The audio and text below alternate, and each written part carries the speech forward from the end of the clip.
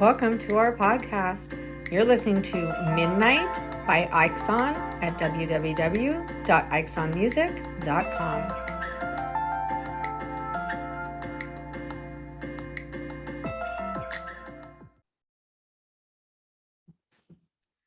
Welcome to Why Complain When You Can Whine. Ashley, you're making me laugh. I'm sorry. My resting bitch face turned into a smile, and now you're laughing. I love it, but I'm watching it and I'm like, what is going on? Why is she smiling? She should look like a bitch right now. Usually, I'm kind of going, is Ashley mad at me? Am I saying it correctly? And now I'm like, what did I do? She's laughing. This is rare. It's the soccer mom turtleneck. It makes me fucking smile. I'm sorry. I love it. I am here for it 100%. Okay, welcome to Why Complain When You Can Whine, making sense of the senseless. 3 professional women attempting to make sense of toxic nonsense while drinking wine or any other libation of our choice. Libations. I like to use big words. I need to put that on a fucking t-shirt. I like to use big words. I am Dr. Jody Larman, licensed clinical psychologist in the state of California. Therefore, I must make this disclaimer that anything that we discuss on this podcast is purely for psychoeducational and or educational entertainment purposes only. Tonight, I am drinking. It is a Cabernet called Purebred. And I like what it says on the back because it says, are you content with an average wine to simply fill your glass? Or do you want to toast with a robust wine created to exceed expectations? Well, better exceed my expectations or I'm really going to be mad. So was that like a date? It sounds like it's like an ad for date. Yeah, that wine was flirting with me. Okay, yeah. It says more. If it's time to savor a singular moment, time for a wine that as focused as you are, then it's time for a single varietal. 1 grape, select, unblended, a purebred. Oh, my expectations are high right now. Purebred. And my glass has 3 lines: classy, sassy, badassy. So where am I filling it tonight? Badassy every night. Okay. I got to taste it at classy first though. Just because. Okay. Tasted it. Because that's where you get like the good, like you got to do the swirl. Yeah. Hello. Is it my turn? Yeah. Better up. We started drinking before the podcast this evening, so you all get us nice and toasty. I'm Heather. I'm a licensed professional counselor. I'm a domestic violence survivor, and I'm drinking the fucking Snoop Dogg wine that I've been sniffing on for like 3 weeks now. But I like the bottle. I've noticed I was pouring it earlier, and I was like, I really like this bottle, and I want to do something like I want to like burn a candle in it or something and keep it because it's pretty. Anyway. This is my glass. I used to do that when I was a teenager. Me too. Oh my God. Thank you. I was like, somebody knows what I'm fucking talking about. With the like rainbow candles. I know y'all hang tight. This is a killer introduction tonight. You know, the rainbow candles that are white on the outside and it drips different colors down the bottom. Yes, my ex had one of those that he searched all over to get. So yeah, no, He ruined it for us. I'm going to reframe it to now it's the 2 of you that I'm cleansing it. Cleanse it. Yeah. You're like, I used to do that all the time. I just had like a collection of bottles that had just like drips of wine all over them or candle wax. Hi. Drips of wine. Jody just was like, I was in the middle of drinking when she said drips of wine all over them. And I was right in the middle of swallowing, and all I could think of was that. Did she just say swallowing? I have it in my nose. Why I just got it in my nose? I feel like this episode, I'm already telling y'all, it has to come with a disclaimer. You need to already have had a glass of wine before you start listening. ready. If you have not had a glass of wine, go now, drink it, come back and listen. Yeah, this is my first, but that's okay because I'm already I'm already touched, so it's okay. Is it my turn? Yes. Yeah. Okay. This is my glass. Pretty. Oh my red. God, I have that glass. See? This is why we're married. This is why we're life wives. And Jody also, the three of us. Hello, everyone. I'm Ashley Paige, founder of Loving Single. I am a single mom and domestic violence survivor. And tonight, I will be finishing off a local wine. Listen, they're my favorite. Heather. Sweet Scarlet. It's a dark wine tonight, y'all. Look at me coming in It's hot and heavy sweet. with the darks. Is it sweet? It is slightly sweet, but this is actually it says an authentic blend of grape and blackberry wine. So like the thing I love Okay. about this local winery is they make different wines with the fruits. So like they'll make blackberry wines and stuff. So it's since Jody did this, I'm gonna do it too this week. Your face, Jody. Hold on, pause real quick. Jody was talking today in a text audio about how this woman, she really didn't like her. And so every time she spoke, she rolled her eyes at her. And Jody just rolled her eyes like Did I? badass at me. It's okay. I didn't take it personal. So it My says eyes have a mind of their own. they do. They They just just- let me listen. I don't even have to ask what you're thinking. I just have to look at you. Seriously. There you go. All right. There it is. All So in the it's- back of her head. So she says, Sweet Scarlet is pure symmetry in a glass. Dark, rich, and medium sweet. It's nearly 50-50 blend of premium red wine and blackberry wine. Provides a more flavorful alternative to dry, wet red wines. I'm trying so hard. Okay, Elmer. Run. Elmer Fudd. Serve chilled or at room temperatures and enjoy. I think that's why I like it, because it's not super dry. Anyways, it's delicious. Here's my glass. It says believe. Cheers. Cheers. Cheers. Hey, if I keep it at classy, but I like drink enough that it's beyond badassy, does that still count as badassy? Always. Then you are classy badassy.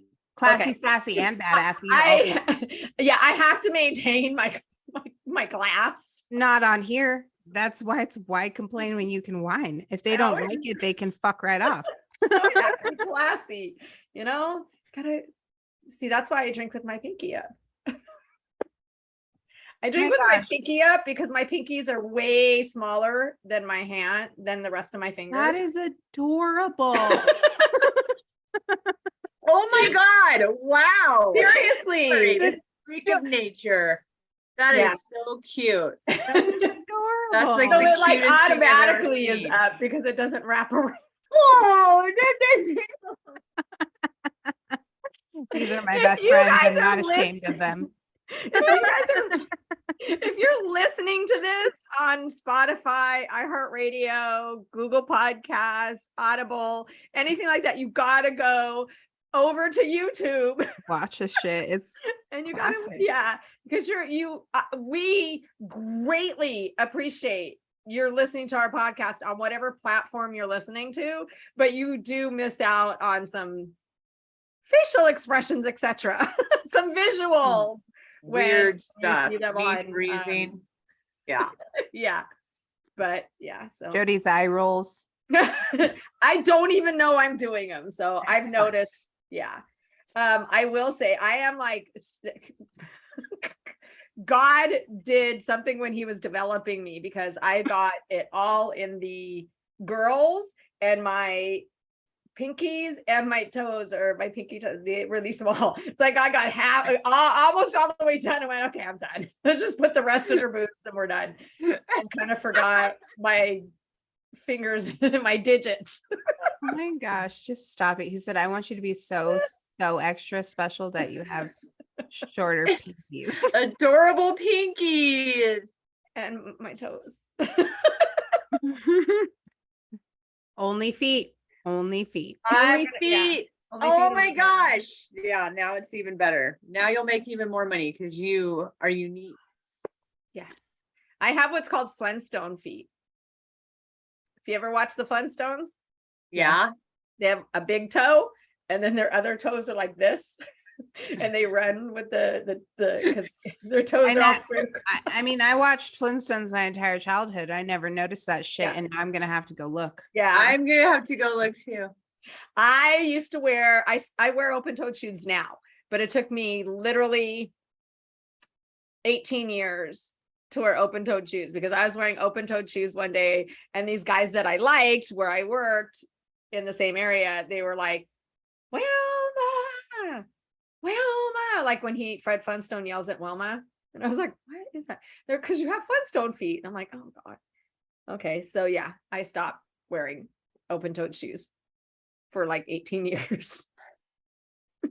But now I'm so surprised that traumatic experience didn't lead to a personality disorder or ADHD. today in this,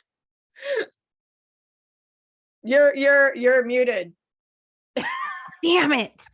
Speaking of which, it's all right. I'm here to stay.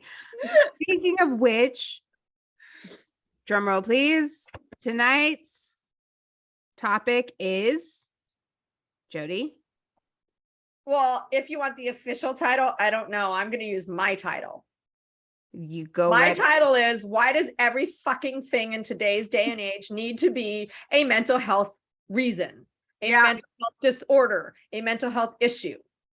Trauma. I liked my segue into that, by the way. I thought I segued well into that. You did. I caught it. I was rolling with the punches. Like if you weren't muted, it would have been like the smoothest segue that we've done ever. But because it was muted, this is what it was.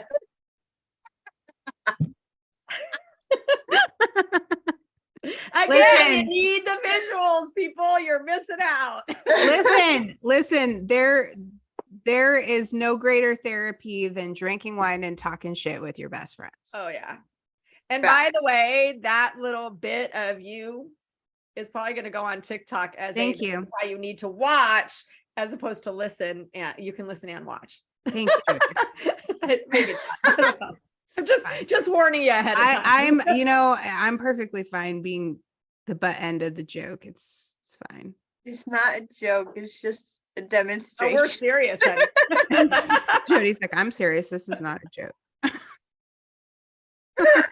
No one laughing here. So speaking of which, so what personality disorder would I have then? Well, I think with this next installment of social media DSM, resting bitch face is going to be a disorder. And my fucking picture will go right next to the definition. You're gonna be into DSM. That was on my bucket list. Stop playing. And I think the criteria is going to be, the backstory, because, the backstory of why everybody has everything and the symptoms, it's going to be because you were traumatized so badly throughout life, but did not become a narcissist or an BPD or any other personality disorder because you do not have ADHD or bipolar or autism. You ended up with resting bitch face because you're so pissed that you don't fit in any of the other disorders. Okay, now hold on. Pause, because there's going to be some fucking angry people right now that want to cancel us. I understand. Listen, I'm scot-free because I don't have a license or a doctorate. So I'm just a fucking toxic individual. Just kidding. But listen, this is the for those of you who are listening are like, oh my God, are you guys making fun? No, listen, this is the podcast. This is why we're here, for us to talk about toxic nonsense. And we take mental health very seriously. And one of the reasons that we are discussing this is because of what is happening on social media ever since everyone has taken to pop psychology and TikTok philosophy, and how they are actually muddying and kind of making a mockery of mental health. It's so frustrating. And that's like the point of this conversation. And we're going to poke fun and we're going to tell jokes and we're going to have some curse words in it because of how frustrating this is, because personality disorders and mental health and, trauma, we take that shit really seriously. And it seems like what's going on right now on social media, people are just finding a reason and an excuse to kind of almost make a mockery of the entire thing. Yeah. So I just wanted to make that known. It was nice that people were like, we're going to talk about mental illness, and they wanted to talk about it and they wanted to understand it and they wanted to educate on it. And people with mental health diagnoses were like, yes, and this is what I experience and what I go through. And they got a lot of attention because people were fascinated with that. Like, wow, like a lot of people haven't met anyone with a serious mental illness before, personality disorders. So they're fascinated by it. Well, so now other people see that these people get a lot of attention and a lot of clout. So then the not mentally ill, but at least toxic enough people see this as like, oh, we're going to hop on this bandwagon and claim that we have been diagnosed with stuff that maybe we haven't actually been ever diagnosed with, or we've just self-diagnosed with. And now everybody has fucking a personality disorder. Everybody has fucking ADHD, OCD. Everybody has CPTSD. Everybody has everything. And it's like, now you have made mental illness like this novelty thing that is cool to have. Yeah. And that actually doesn't do anything to destigmatize or help the movement, because it's just, it's diminishing what's important about it. So go ahead, Jody, because your eyes are going to roll out of your I am all for destigmatizing mental health and social media. I know this is similar to what you said. Social media has been fantastic for some people to get them informed. Like, oh my God, maybe I do need to see my doctor. Oh my God, maybe I should go seek help. Oh my gosh, that sounds like me. Maybe I need to get it checked out. But what social media has also done is completely glamorized mental illness. I am not okay with that. Like, I have seen a lot of mental health professionals with credentials, with very solid credentials, that are doing the same thing that you and I, Heather, are talking about right now on TikTok, saying, just because you have that, no. And just because you sleep like this does not make you autistic. No. And we are all trying to debunk these things and getting so much pushback. I don't know about everybody else. I can only speak for myself. And one other creator that I see, that I talk to, who is a professor of psychology, and she is constantly debunking. But it's like, most of the people, not all, are 18, 19, 20, 21, at an age where they're still legitimately learning about all this. And instead of knowing it all, they really should listen to professionals, go seek help. If they feel that they have something like anxiety disorder or autism or something, go talk to someone, go see a professional, go get diagnosed and treated appropriately. But people don't want to do that. I had someone tell me today, social media has taught us a lot of things. Yeah, a lot of incorrect and inaccurate things and misinformation. And it's like, the DSM don't mean shit. I had someone tell me, we don't go by that. We go past this to the spiritual meaning of the words. Well, I'm sorry, but psychologists and mental health professionals don't look at the spiritual meaning of the words. Listen, like, here's the thing about that is, I understand, looking at the spiritual meaning because I'm a spiritual person. But the truth is if I get diagnosed with cancer, I'm going to go see an oncologist. And I'm going to seek their professional opinion and their treatment. And I will do my spiritual things in addition to the expert's opinion and treatments that they've given me. And when I say spiritual meaning, I'm talking about in diagnosing. Yeah, which is asinine. It's asinine. It's literally like getting, like, I just don't understand it, because it's literally like saying, what people are saying is like, no, I know better than you, doctor. Yeah. And you went to school a long time ago. Yes, we also do continuing education every 2 years. I think yours is every 2 years also, isn't it, Heather?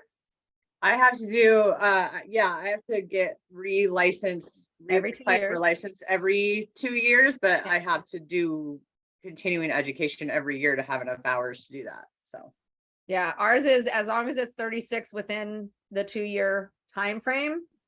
But got 40. But the thing is, when this is why one reason why it bothers me so much, because when you have someone that is truly suffering from a mental illness or a mental health issue, it's not taken as seriously. Like, they're distressed, their life, their social, emotional, and or occupational functioning is messed up, they're not on fucking TikTok making videos, I'll tell you that much. My clients are not on TikTok. Yeah, it's causing them distress. Yeah, they're coming to see me, or they're in hospitals or in and out of jail, or these are not high functioning individuals. And to make light of it on TikTok by sort of being pseudo toxic, because you think it's trendy to do so, is like really kind of, to me, it insults my clients. And like, I have clients that are on TikTok, right? Like, they go on there, they scroll and stuff, but my seriously mentally ill clients, they're not on there. And I treat people with everything from bipolar 1 to schizophrenia to cluster B to substance use disorders that are so severe that they're near death sometimes. So like, very, very high risk Chinese population of people that you're not going to see real mental illness on fucking TikTok. I'm sorry. There are some people that use TikTok as a coping mechanism, and that's fine. There's this one guy, I don't remember his, I think it's like, I'll give him a shout out. It's like Schizo Arthur, I think. Oh yeah, he films his psychotic breaks. Is he the one? I haven't seen him film his breaks, but he talks about, like, he's medicated. He talks about being schizophrenic, and like, and he goes live and he kind of talk, and like, he's like a real down to earth, very mentally ill person who's actively in treatment and kind of uses TikTok as his coping and his way of socializing. And that is awesome. And you can tell it's not for clout. Like, you could just fucking tell when people are like, I'm a diagnosed sociopath and I'm going to teach you how to destroy men. Like, fuck you.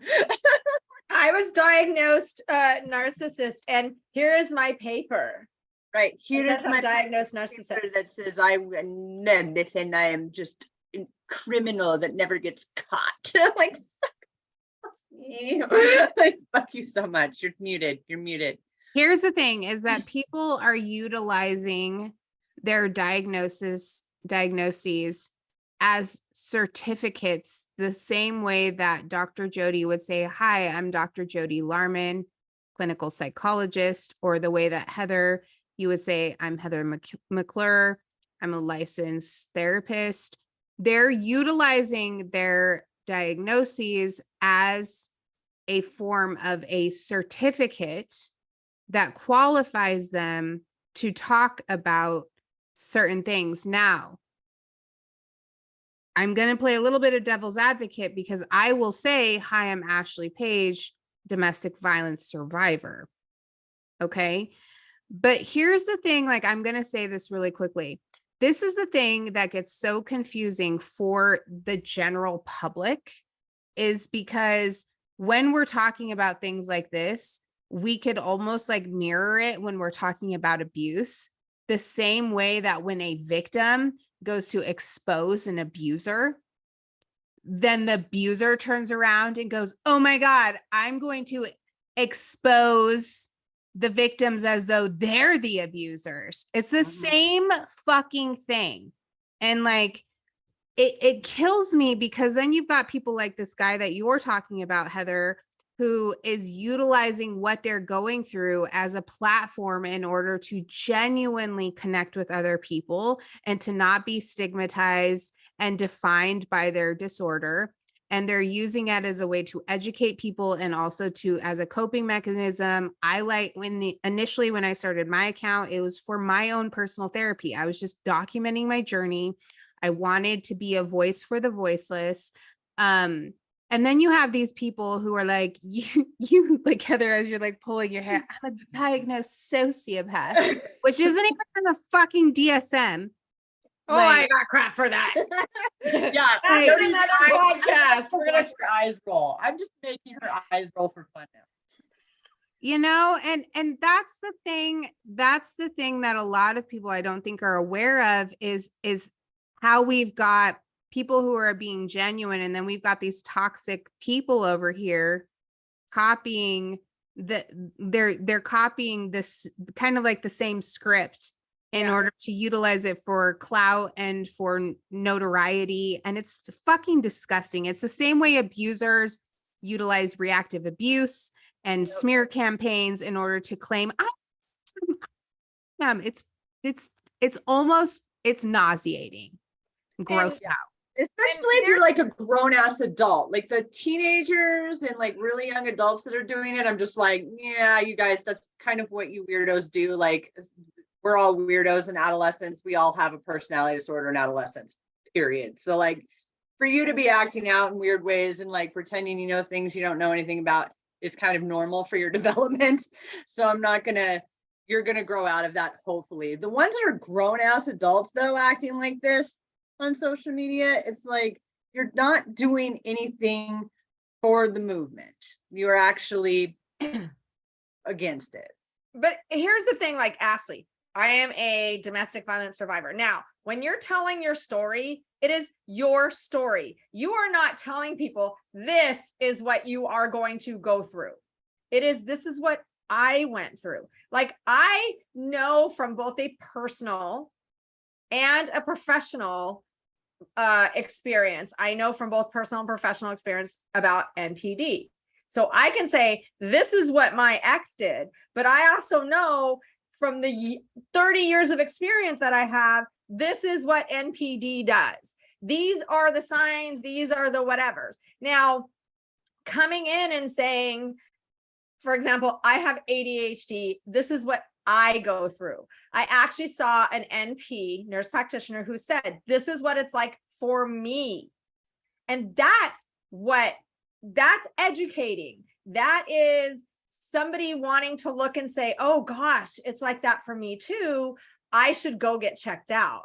But these people who are like, put a finger down if you bump into walls. You have ADHD if you have your fingers down. It's like, no, you fucking don't. Yeah. Yeah. Or the ones that are like, if your handwriting includes cursive and straight letters or whatever, you're a psychopath. I'm like, that's not in my. I guess I'm a psychopath. Oh no, I saw I'm a psychopath. Cursive and I'm self-diagnosing. I'm a psychopath. No, that not necessarily, because I saw a video that said if you have cursive and regular writing, you've suffered great trauma in your life. Which one is it? It is neither. So what's fucking wrong with me? I thought people that suffered great trauma became cluster B. NPD, yes. I mean, come on. And that's another thing. Oh my God. You guys know this. If I got, what is that old saying, a nickel for every time someone says, well, why doesn't anyone talk about the trauma that NPD went through that made them NPD? Seriously? The amount of people that have suffered trauma in their lifetime and did not become NPD and did not become an abuser and did not become abusive is far higher, by exponentially higher, the people that suffered some trauma and became NPD. And so don't, because trauma does not is not an excuse for being abusive and gaslighting, manipulating, mind fucking, just being any cluster B. That's not an excuse. Nope.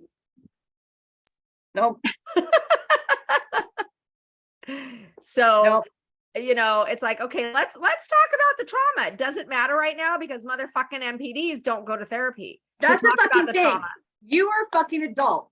I don't give a fuck what happened to you in childhood. You're blaming mommy and daddy bullshit for who you are as an adult, whether it is a personality disorder or not, is not going to fly with me. It doesn't give you an excuse to be a shitty person. It just doesn't. And if you have a personality disorder, you're kind of a shitty person. Sorry, you just are. Like, this is what I tell my clients. You don't get along with people. This is what I tell my clients. I am not let's blame the parents. I do believe that our childhood does affect us in adulthood, but we also get to choose. After a certain age, you're old enough to say, for lack of a better description, fuck this shit. You know, yes. And there are plenty of people with childhood trauma that don't develop personality disorders. Not at all. But what I'm saying is if your childhood affected you, and it can, and it will, you go to therapy, you discuss it, you work through it. The people that come and see me that have had childhood trauma, it's not just childhood trauma. They find out through therapy, it's like, oh my gosh, yes, my mom did this or my dad did this. And ever since then, I'm always trying, I'm a people pleaser. I'm always trying, I never feel I'm good enough, whatever. But they didn't take it out on other people and become pieces of shit personality disorder people. Is that? We don't really understand what happens. Like when kids have serious, like early childhood trauma, the difference between them and the ones that do develop personality disorders and the ones that don't develop personality disorders, we don't really understand anything other than we know that children are by nature much more resilient than adults. Yes. And we know that there is such a thing as post-traumatic growth. And so we know those things can happen and people can go on different directions. We understand. You are not doomed by your childhood. I guess that was my thing, is you are not doomed by your childhood. And if you think because you had a traumatic childhood, that is your excuse for being a shitty person, no. I get it when you're 9, 10, 11, you may not have a say in your life. But when you're 14, 15, 16, you damn well know what kind of a person you are if you're being an asshole or not. Well, I think you hit the nail on the head. So there's a couple things I want to fucking say about this. And I love this because this is an intense episode. I think it's great. One, okay, I will share. Look at little Jody's tiny pinkies. First of all, so cute. And let's see if I can do it. They're double jointed. So am I. I'm double jointed everywhere in all my joints. Okay. So first of all, what I was going to say is number one. Okay. My daughter has experienced significant trauma. Okay. Significant trauma. And as a parent and as also a parent who was a child who experienced significant trauma, my number one priority was to make sure that she didn't get thrown under the bus of the trauma and the abuse. And so I was proactive immediately. As soon as that event happened, I had her in 3 different kinds of therapies. I had her in animal therapy, and then I had her in play therapy, and then we had a family therapist for both her and I. Okay. And CPS was involved because of the amount of abuse she saw and experienced from her father inside the home. And so they came and they helped provide us all the resources and everything. And we went through an entire season of us just working through, and me as her mother saying, I will be damned if this defines you and sets the stage for who you are as a human being as you grow and mature. Okay. And that does not equate that now she's going to be a fucking narcissist, or she's going to have a personality disorder, or she's going to have PTSD, or any of those things. Just like Heather said, there is such a thing as post-traumatic growth. Okay. And secondly, I feel like a lot of people are looking for an excuse to behave and act and live in a lifestyle of dysfunction, because if I can self-diagnose myself with a personality disorder or a mental health problem, then it will give me a reason to be a fucking asshole. And I've said this before in videos, not everyone's a narcissist. Some people are just assholes. Yeah, I have one video. That's all I say. Not everyone, you can't blame mental health diagnosis on everything. Some people are just straight assholes. And I don't blame mental health diagnosis on anything. If your behavior is bullshit, if your behavior towards people is victimizing and abusive, I don't give a fuck what your mental health diagnosis is. If you hurt people, we are going to have a discussion about that in therapy. Like that, not okay. That's not to say, because I have a lot of clients who had NPD parents or just shitty toxic parents, and it affects them today in their behaviors, not in a abusing people way. It's typically more of a people pleasing way and looking for approval and acceptance, to be honest. But clients that got way too drunk and destroyed their girlfriend's property and got a DV, right? But at the same time, I'm still holding them accountable for breaking her fucking shit to bits. Like, you were drunk, and I understand that. We're going to talk about your alcohol products, a treatment issue for sure. Your drinking is a treatment issue, but it is not the excuse for your abuse. Because it was still a choice that they made. Like I said, going back to, yes, your childhood, but it is a biopsychosocial, and then you are not doomed by your childhood. And if in adulthood you find that your behavior patterns are such that you don't like them, you go get help. Thank you. Thank you. Because I feel like so many people are like, oh, well, I'm a narcissist, and because I have NPD, therefore I'm not abusive because it's a personality disorder. And how fuck you, how dare you fuck you? Can't be abusive. Right. How fucking dare you be ableist. I was going to say, I was like, we called ableist. And how dare you call me abusive because I'm NPD? Listen, I don't give a fuck if you are NPD, BPD, ASPD, histrionic. It is not an excuse to use so that you can abuse people and treat people however the fuck you want. You're still held to accountability for your actions. Period. End of story. For people and still be like, you're full of shit. Like, I can have empathy for the fact that you have a personality disorder or some mental illness or substance use disorder. I can have empathy all fucking day. That's what bothers me, is they're like, you don't have empathy. You're stigmatizing these poor mental health issues. And I'm like, you don't understand. Like, I can have empathy and still hold you 100% accountable for your bullshit. Yes. And that's the only thing that affects change in the population that I work with, is you're held 100% accountable for your behavior.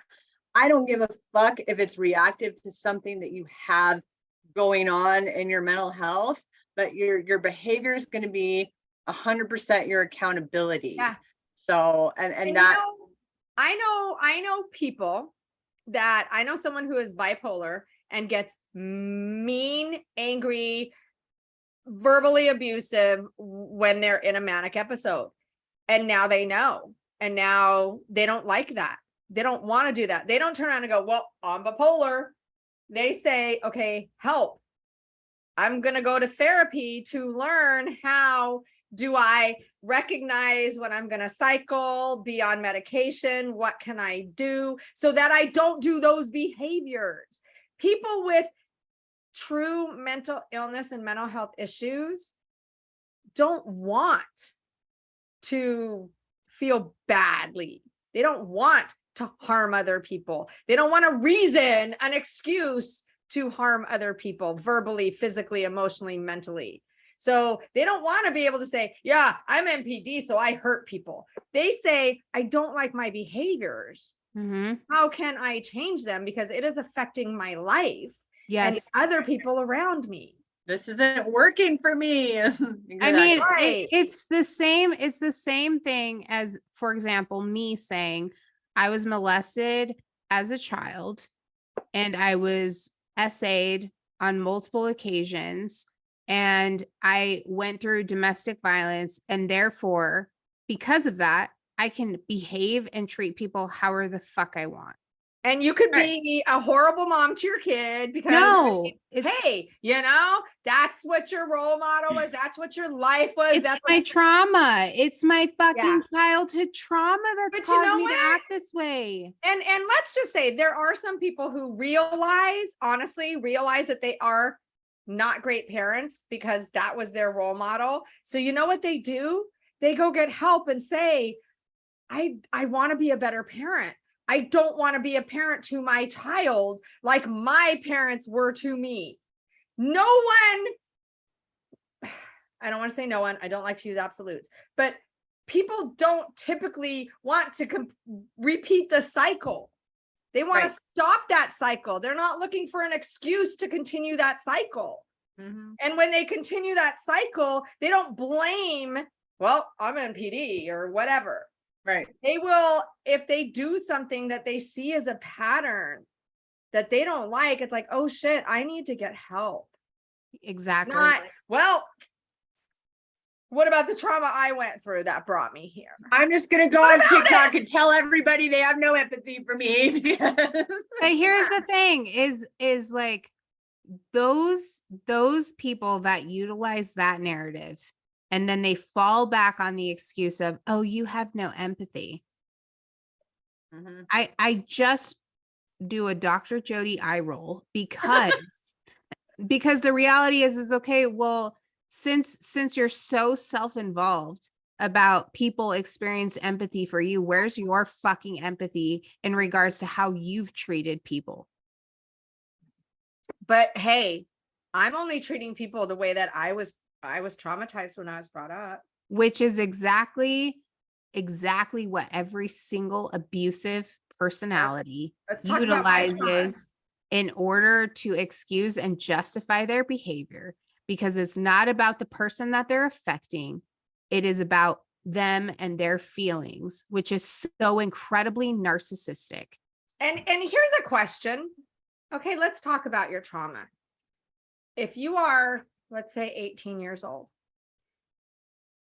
do you want to be NPD? Or do you want to, because at 18, yes, technically you can't be diagnosed until the age of 18, but even at age of 18, I'm probably not diagnosing you. Yeah, there's wiggle room in there. So because your brain, you're not even fully cooked yet. I won't diagnose you until you're 25. Your cerebral cortex. Oh my God. Anyway. Okay, sorry, that was an inside. Anyways. Inside joke. Okay, but it was perfect if I would have been able to say it. Anyways, okay. So but so let's say you're 18 and you're saying, well, what about the trauma that NPD goes through? I went through trauma. Okay, first off, if you want to discuss your trauma because you want to change, I will tell them, do you have NPD traits and tendencies? How do you have NPD? And if you want to discuss your trauma, does that mean that you want to discuss it because you want to work through it, because you want to change your behaviors and not have your trauma define you anymore? Or do you want to discuss it because that's your excuse and you want everybody to know that that's why you are the way you are? Don't want to do anything about it. It's fucking up the system, y'all. Like, it's fucking up the mental health system. I've got clients coming into me and they're like, my girlfriend told me I'm a fucking narcissist. I don't want to be a narcissist anymore. I'm like, if you were a narcissist, you wouldn't be so fucking worried about it. Like, you're fine. Like, you guys are fucking up the system. You're making me have to like tell people they're okay all the time. Like, oh my God, you're making people worse. But let's say, Heather, someone came to you at 18. Okay, let's say you were in private practice. They came into you at 18 and said, I keep getting told that I'm a narcissist. I know I went through trauma. like, okay, let's work on that. Do you want to be a narcissist? Why are people calling you a narcissist? You're obviously, for lack of a better description, an asshole. If you don't want to, you obviously don't want to be an asshole, so you're here. So let's you do. discuss. You're 18 years old. You want to be an asshole when you're 18. That's no, what I'm but gonna you know tell what you. I mean. I'm You're gonna be like, obviously not liking that people are saying this, so you want to change your behavior. You're But if fucking you're asshole like, because you're 18. if you're like, hey, I'm an asshole, and the way I justify it is because of my trauma, because I'm NPD. That means that you are going to, at 25, 35, 45, keep using that childhood trauma as your reason for being a piece of shit. I'm not diagnosing your ass with NPD at fucking 18. Deal with it. No, that's why I say traits and tendencies. Traits and tendencies. I'm not diagnosing with NPD. And I don't give a fuck. You have traits. Everyone has cluster B tendencies and traits when they're adolescents.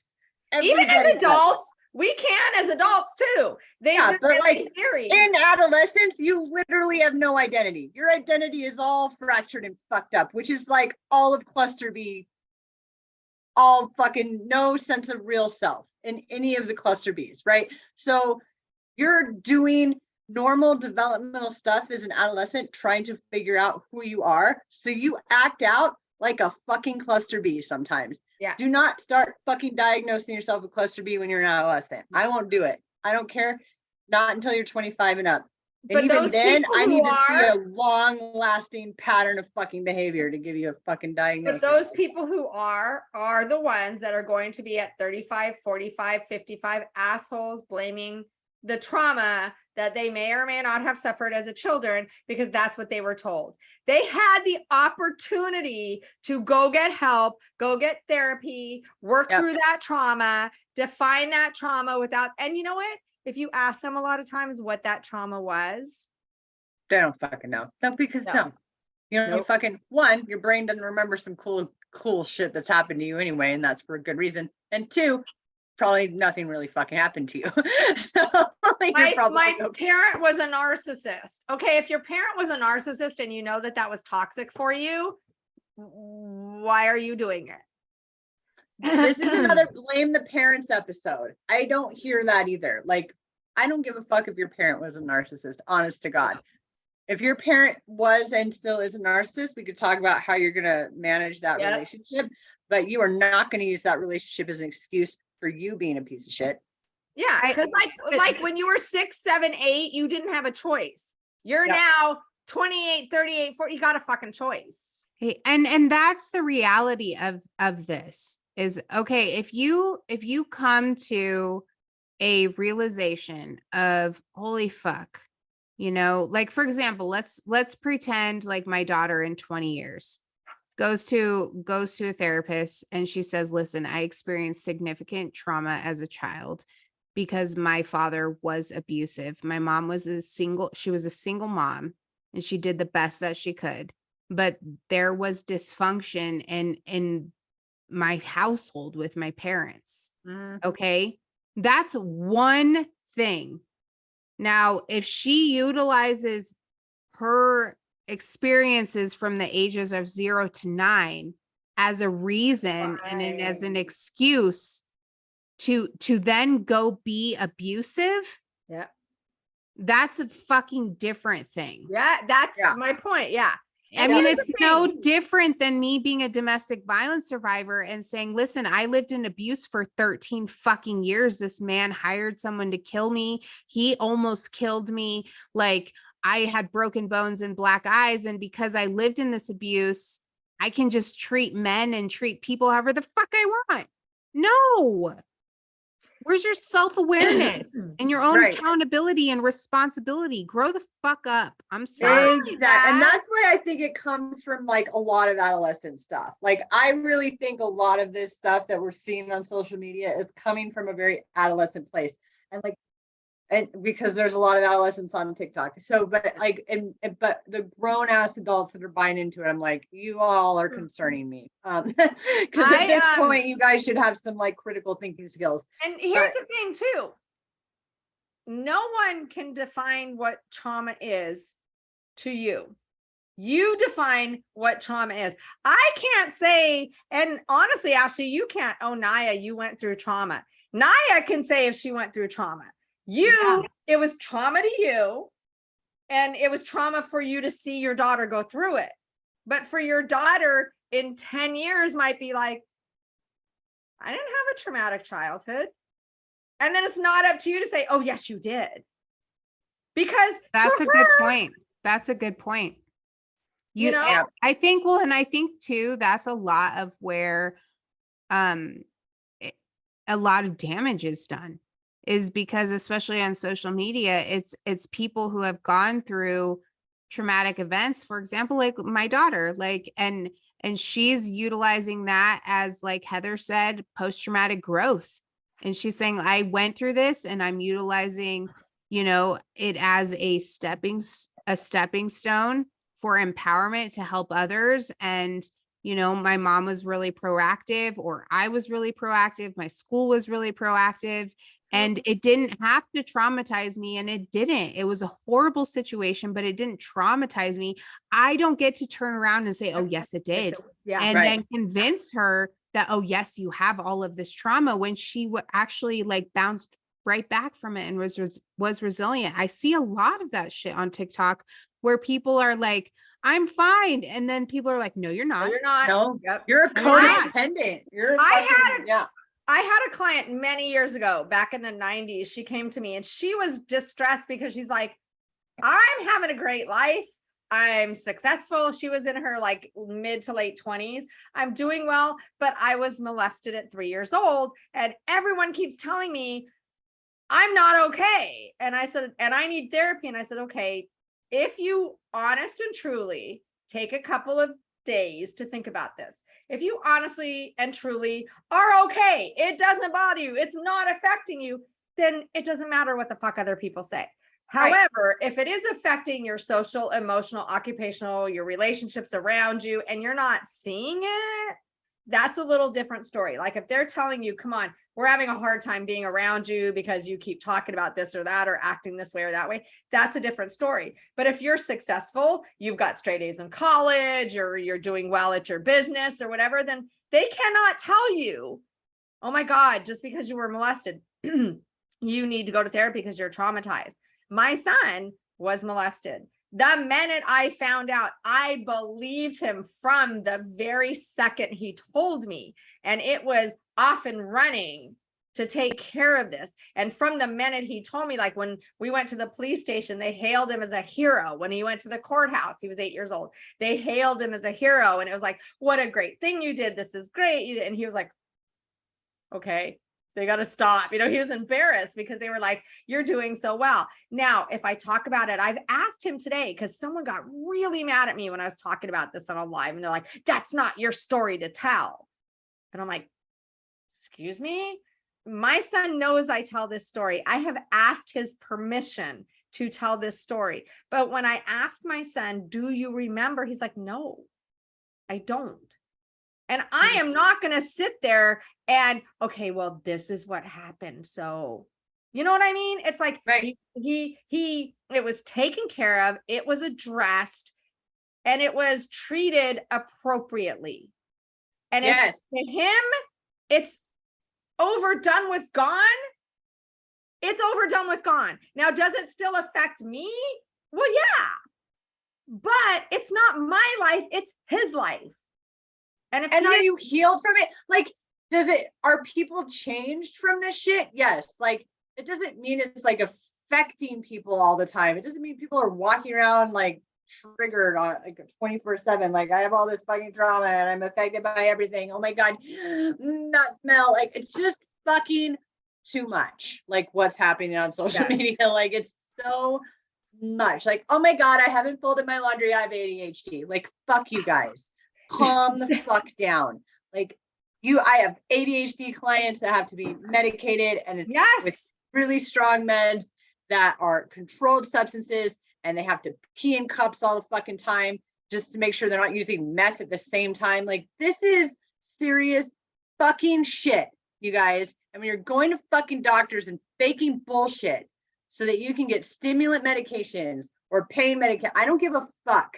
Like, stop pathologizing every fucking symptom and acting like you're a broken person when you are likely fucking not. We are humans, we are survivors, we are resilient, we have a lot of high functioning things about us most of the time, and the ones that don't, the rare people that have serious mental illness and are suffering with that, are not impressed with your fucking TikToks. Suffering. On their behalf. Suffering. That's the word right there. Suffering. Suffering. I mean, and I have extreme ADHD. And let me tell you something, there is nothing to fucking glorify about it. It is debilitating. It is insufferable. I hate it about myself. I am like doing everything I can to try and be like everyone else. And you don't hear me bragging about it. Like, it is embarrassing because I don't feel like a fucking adult. I feel like a child because I can't focus. I can't get shit done. And that's the thing that's so frustrating is when you hear people like that chick you brought up, Heather, who's like, I'm a diagnosed sociopath. When you truly are, when you have these types of disorders or mental health crises, there is nothing fun or beautiful or empowering about it. It is a constant, I am on my knees crawling, just trying to be like the rest of the world in order to get through my day-to-day life. And I am not here to try and get clout for it. When I make videos about domestic violence, it's because for the simple fact, like, I don't want people to feel alone, but it's not because I want fucking credibility or clout for it. Like, nothing about these disorders is fucking fun. I wish I was just like a normal functioning human being. Yeah. One of the things that brought this up before we started recording this was I had been asked by someone just my opinion on comments in their video. On the video was about how this person, if they walk into like a clothing store or retail store and someone asks, hi, how are you today? They walk out. They don't want to make the small talk. And all of the comments were like, oh my God, that's my ADHD. Oh my God, that's my ASD. Oh my God, that's like my generalized anxiety disorder. So someone asked me, what is your opinion? And I said, why does personal preference now have to be, I have a mental health issue? How about I just don't want to engage? Right. Period. I don't want to fucking talk to anybody today. Full stop. You know, it's like, holy crap. Why does it have to be, oh, I don't engage because I'm autistic? Maybe you don't, but I mean, there's more to it than just, I don't engage because I'm autistic. There is a whole there's a whole myriad of things that go with autism that could be the reason. It's just like, it drives me nuts. I never hide this. I am bipolar 2. I have been diagnosed bipolar 2 since the 90s. And the people that know me long enough are like, oh yeah, my inmates diagnosed me when I was talking about the difference between bipolar 1 and 2. They're like, oh, that's you, Dr. Larman. I'm like, we're not talking about me. I worked with like, that's fucking you. Yeah, it's you. There you are. There you are. I worked with a nurse practitioner who was like, you're not bipolar 2 the first time he met me. What we were talking about it. And then like about a month into knowing me and the meetings we've been to, he's like, yeah, she's on one again. She's cycling again. But I can tell you, for me, I'm lucky in the sense that my hypomanic is kind of fun. I look forward to them. Always fun. We have a good time. But my depressive, they're horrible. As a psychologist, I've learned to hide it and cover it up. But when I wake up in the morning and I feel like, what is the point of anything and everything? Then I have to be like, okay, you know better, fight it. I want to crawl under my bed with a blanket, never come out. I once told a friend of mine, you know, he was telling me that there's times he has so much anxiety that he's always got to be the strong one in his family. He can't tell them he's having issues and on and on. I said, I know, I'm the same way. Like there's times where I would never, ever, I have to put this disclaimer out there, I would never do this, but there's times I would feel like driving into the side of the mountain. And he's like, oh my God, I can't believe you would ever think that. It's like, that's why I don't say anything to anybody.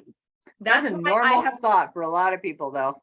But I have learned to hide it so well that when I am in this clinical depression, nobody knows, I don't think. They know when I'm in the manic. Well, everyone knows when someone's manic, hypomanic. It's they're the people you want to be around the most, for sure. But like you guys that are listening, you have no idea. Like she makes this sound really easy. Like, oh, I just have to tell myself, like, you know, this is what this is, and I just fight through it. You have no fucking idea what that's like for somebody who's experiencing clinical depression in a fucking like bipolar cycle. Like what she is describing to you, unmedicated bipolar 2, is not fucking easy to live with. It's doable. Shrink or not. Because like, I'm a psychologist. That's why it's doable. But But there are a lot of people that are not psychologists who haven't been diagnosed, who have no idea, and they are suffering, who are like, what the fuck is wrong with me? And then we've got these people on social media who are doing what they're doing, which is why we're discussing this right now, because people who are truly diagnosed or non-diagnosed and have these types of disorders, this is not fucking glorified to them. It's not funny. It's not pleasurable. No. It's not something that they're making videos of and hoping for fucking likes and follows and views. They're suffering. And that's what makes this so frustrating for people who are in your field, because it's a fucking mockery. It's a double-edged sword. It was like, yes, get information out there, and now it's a lot of misinformation and glorification of things that shouldn't be glorified, and it's like, oh, it went too far. So now I think that, you know, as someone in the mental health community, Jody and I are like, can we pull it back to, yes, let's keep talking about mental illness, let's keep destigmatizing things, like we're all about that, but let's keep it real. Like let's keep it real. Let's keep our empathy in check. Like we need to remember that these are people that are suffering and need a lot of help and need a lot of support, and we want to give them that support. But we're not just going to make this novelty out of it and say now everybody has everything and like it's cool to be mentally ill. We're not going to that extreme. We have to pull it back, you guys, so we can continue the movement without diminishing the importance of understanding what's going on for people, because these people do need a lot of support. And there are a lot of my clients, especially who are severe, persistent, mentally ill. Most of them are like homeless and now jail, very sick people, really do need your support and understanding and empathy and destigmatization, so you're not judging them for the way they're behaving in the world. But you got to know that glorifying the behaviors that are not appropriate does not help destigmatize. It just makes a big mess of things. And holding someone accountable for their behavior is not ableist. No. And that's the thing. I see these things where, oh, they did that because they were bipolar. No. I signed disability paperwork for people while at the same time telling them that they are full of shit. You have to know when people are accountable for their shit and how to destigmatize mental illness at the same time. This is like not easy. Like the mission is really difficult, but if you're really down for destigmatizing mental illness, then you've got to pull back on this glorification of all this shit and this over pathologizing stuff that keeps happening, and keep it very real and let the fucking professionals explain things to you without you having a bunch of negative judgments about people. Like that's what we want to do. We want you to like drive past people who are mentally ill on the street and have empathy. Like that's what we were doing. Like we were just wanted you to have some fucking empathy for people that are different from you, not have you glorify it and make it trendy. Now, I don't know if I can explain this well. I'm hoping that I can. I don't know if I can either. I'm just mad about it. This is a way that, as far as being ableist versus stigmatizing versus whatever, when I worked in the prison, when someone got a write-up, which is called a 115, and they were in the mental health program, we had to then go out and interview them to see if their mental health issue played a role in the behavior that caused them to get a write-up. Does that make sense? What I just said, does that make sense to you guys? That's like assessing for grave disability. Okay, Is your but I want to mental make health sure contributing to you not being able to shower? Yeah. Okay, so Right. very rarely did their mental health contribute. And this is why we would have, you're muted, I think. No. Oh, okay. We would have guys that would be like, I assaulted another guy because I was stressed. No. What your behavior, what mental health issues contributing to the behavior means, let's say you were on a psychotic break because you did not get your medication that you had been saying you needed your medication, and for some reason it wasn't reordered, you didn't get it for 3 days, you were on a psychotic break, you thought your cellie was the devil, and you assaulted him. That reminds me of a couple of my clients. Your mental illness played a role in the reason that you got the write-up. Yeah. Because you did, like I had a guy who, because very rarely did their mental health, in my opinion, play a role. But there was one guy that I actually put, yes, I do believe, because I looked and saw that he had put in a request, my meds, I didn't get them like for a week, and then had a psychotic break and then attacked his cellie. God, I had a bipolar 1 client that went through that so many times, and so many times he got assault charges. Sometimes he didn't, but man, he would catch assault charges for mental health stuff. If that guy had not any record of saying I wasn't getting my meds, if his medication sheet showed he was getting his meds, then no, your mental health did not play a part because you were on your meds and stabilized. Right. Never complain that your meds weren't working. So being stressed out does not excuse you fucking punching someone in the face. It doesn't. No, and you know, and I know, like, there was a recent story, probably like a few weeks ago, a month ago, of a mother who was going through postpartum, and she killed her babies. And she was supposed to be on meds, and she was supposed to be supervised, and she wasn't supposed to be left unattended with her children, because it was very well known, and her husband left her alone to go to the grocery store, and she killed her children. There is nothing like 20 years ago like that, where and it just happened. And here's the thing that makes me so mad about this shit is, like, one, okay, is that is devastating. It's not only devastating for the victims of this crime, those innocent children, okay, but it's also devastating for this mother who, it was well known that she was extremely suffering, and she was not supposed to be left unattended, and she had a psychotic break, and she killed her children. But that, it's still, at the end of the day, regardless, she is still being held accountable for the murder of her children. And that to me is the thing, is like, regardless, you're still being held accountable for your behavior and what you've done to the innocent victims. Can I play devil's advocate? Just people are going to hate me for this, and I'm just putting this out there. Not that this is my personal opinion, but it's like, if you knew this, why did you let your husband go and leave you alone? Yeah.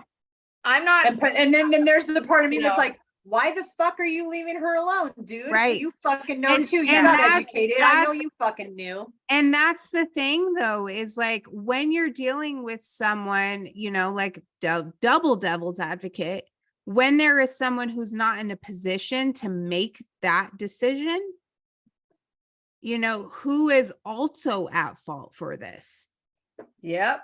you know? Because that NGRI happens a lot. cases are rare. You can't get not guilty by reason of insanity unless you don't know the difference between right and or wrong. wrong at this time. Yeah. And even if you're psychotic, you know the difference between right and wrong. Yeah. That happened too. There was so many times I've read about postpartum depression and they killed them because they were left alone. I've seen it. It was like 20 years ago. I saw she had 3 kids and she killed all 3 of them, drowned them in the bathtub because the husband went out, you know? And it's like, oh, the husband is he held accountable in any way? But also by that same token, the people that leave her, it's such that is, we could do a whole podcast on. For real. So hard, so sad, because should she be left alone? Should she be removed from the house? Postpartum depression is very, very, very real. Yeah. Very, super awful to see. And postpartum depression was psychosis. Oh my God. I had the baby blues. I had the baby blues. You can have the baby blues, postpartum depression, and then postpartum with psychosis. I had the baby blues after my son was born. So I can't even imagine someone with postpartum with psychosis. That's fucking scary shit right there. Well, and I even saw a TikTok of a mother who was going through postpartum, and listen, this is why I feel the way that I feel, because she was going through extreme postpartum.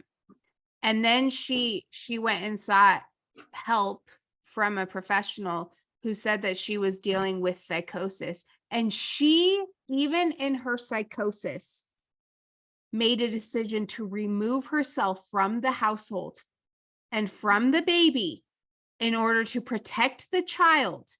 And she got a hotel room, and she had rearranged help for herself and for her baby and for her husband. And she was like, I am a danger.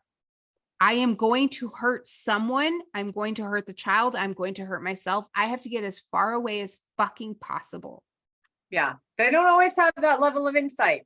No. It's like, they don't care what your level of insight is. Do you know the difference between right and wrong?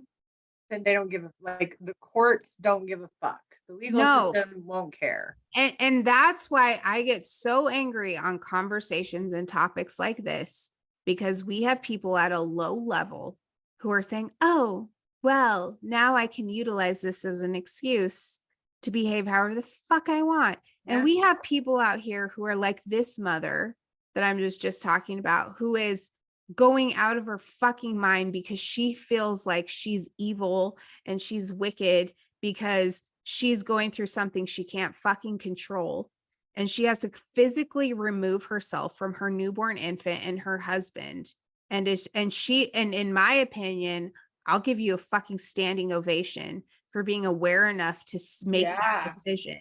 And I am in your corner all fucking day long. And it's just, I think the whole thing is just, we've got all these toxic fucks, pardon my French, who are utilizing this as an excuse to behave however they want and say and be abusive and act like idiots because there are other people who are truly suffering and they're hopping on the bandwagon and they're like, oh yeah, me too. And they're using it as a mockery of another form of a Me Too movement. And it's like, for people who truly suffer for this isn't fucking Me Too movement. This is my world is falling apart. I'm losing my mind and I just need someone to help me. Yeah. People who have true mental health issues, true mental health diagnoses, and even borderline personality disorders, not NPD, but borderline personality disorders, don't like it, don't want it. they are suffering. It's not glamorous. When someone tells you you have borderline personality disorder, that is not like, okay, I'm going to go make a TikTok video. And in all the comments of other people's videos, I'm going to say it. And I'm going to put it on my headline, BPD, NPD, ASPD, whatever. No. And I'm going to talk about how I have relationships with NPD. And we're going to talk about like how our toxic relationships are so toxic, and like how a BPD can like ultimately control an NPD because nobody loves like a borderline, and like the fucking weird shit that I see. Borderline personality disorder. Like so many of my BPD clients are in the fucking hospital right now because of multiple fucking suicide attempts. Yeah. Fuck you for fucking making a fucking mockery of that. Yeah, it is devastating when you are told. That's like if you were told that you had lupus or rheumatoid arthritis or diabetes or some autoimmune disorder that is going to be with you forever.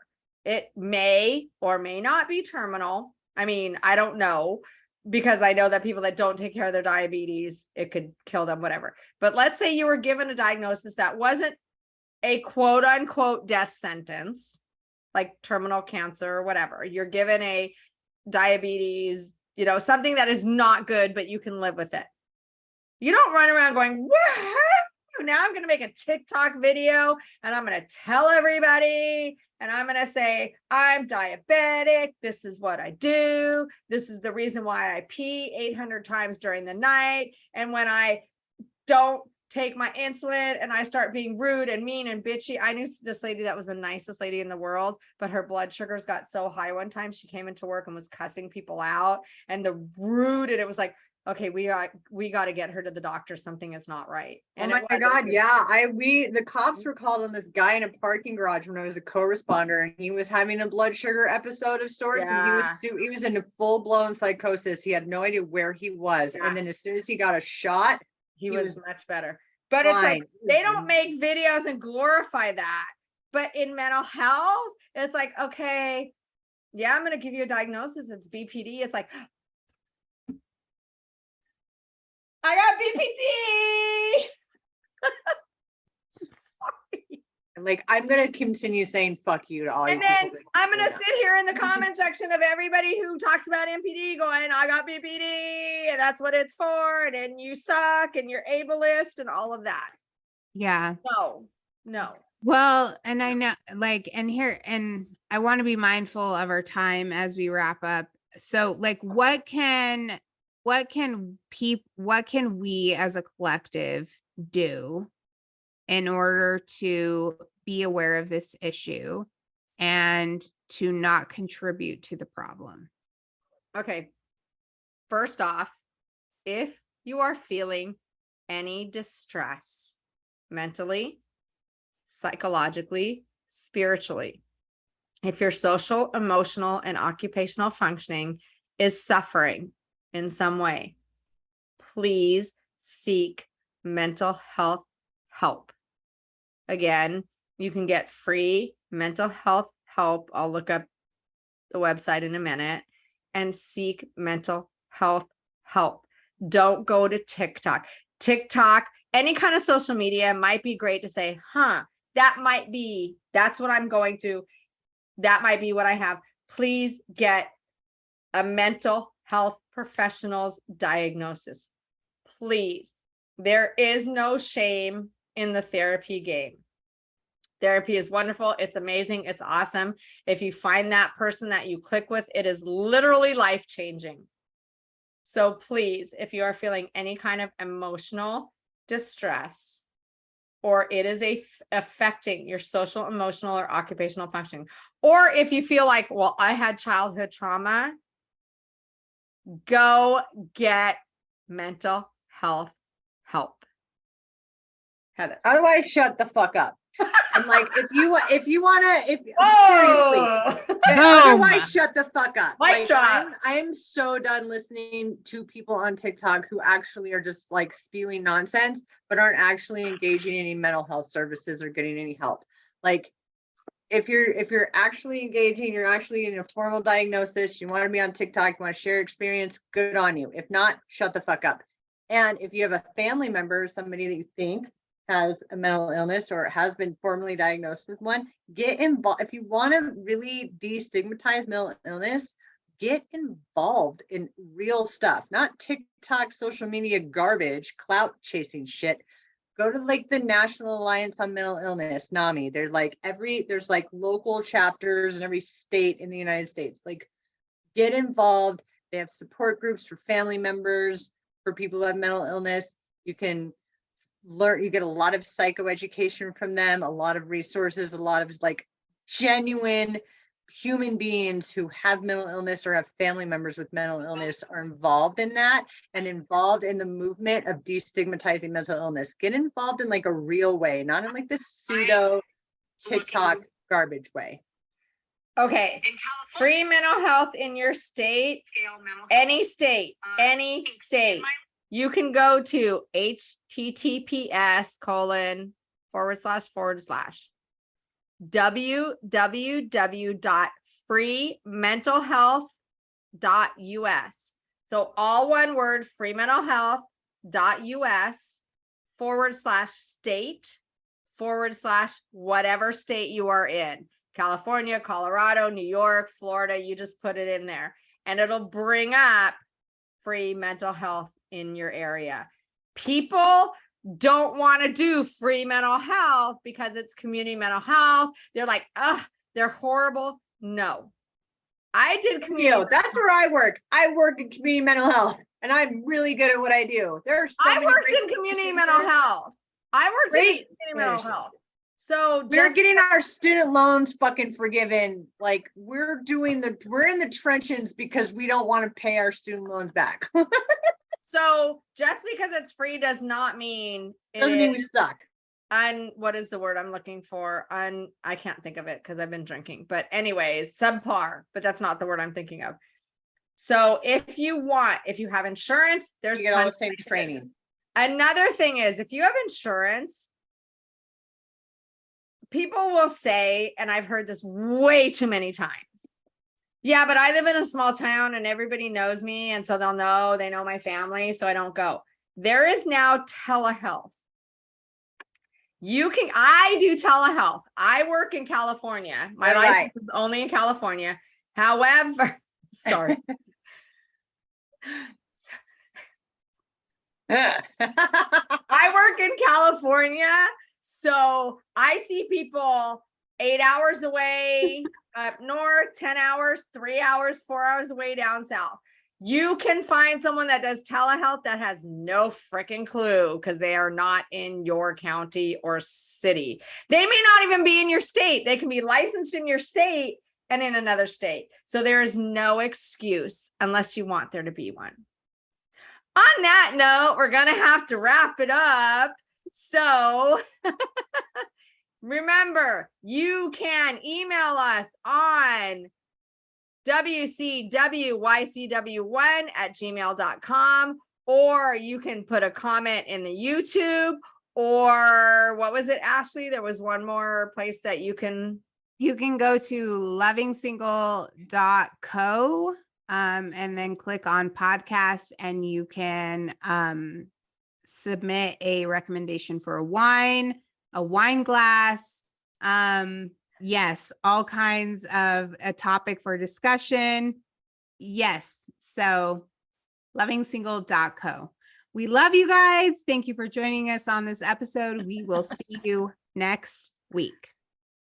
Bye. Yay! Cheers. Cheers.